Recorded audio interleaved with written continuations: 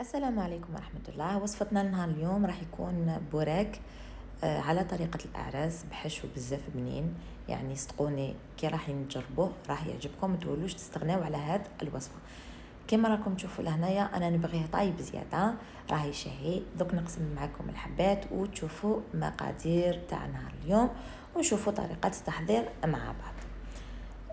البورك تاع نهار اليوم راح يحتاج كميه تاع دين داشي، يعني وصفه اقتصاديه، ما يحتاجش فيون داشي ولا تكلفي روحك، ولا راح تحتاجي كميه قليله من دين داشي.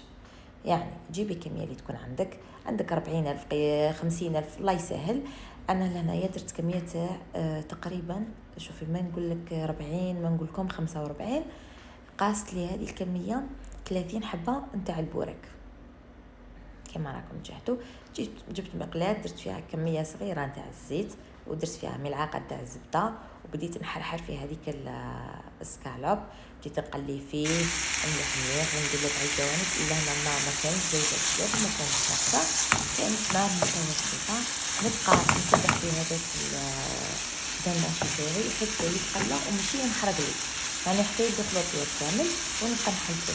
لهنا انايا هذا الدنداشي تبدي باش يعني الشرائح واشيته في لاجوا، ما شريتوش اشي من عند البوت. باش نقول لكم علاش نقاريو هذا المقلاة. ونبقى انا نتبع نحلفه بشويه بشويه حتى يطيب لي كامل ويطلق لي هذا الماء. بعد ما طلق لي الماء نبقى نكبر فيه شويه على النار حتى يشرب الماء تاعو كامل، يعني يجيني هذا الدنداشي يشرب كامل الماء، يجي ناشف. تمام.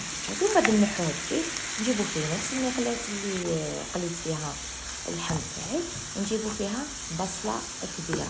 الا كانت عندك كونتيتي كبيره اللي بصلات زيت بصله ما نعرفو تصلي يبنن البورك، نبدلو مليح مليح مع شويه تاع الزيت ونبقى نحرك حتى يذاب. يعني ما راكم تشاهدوا قلنا الكميه نتحكموا فيها على حسب انتي واش راكي باغيه تخرجي يعني كونتيتي.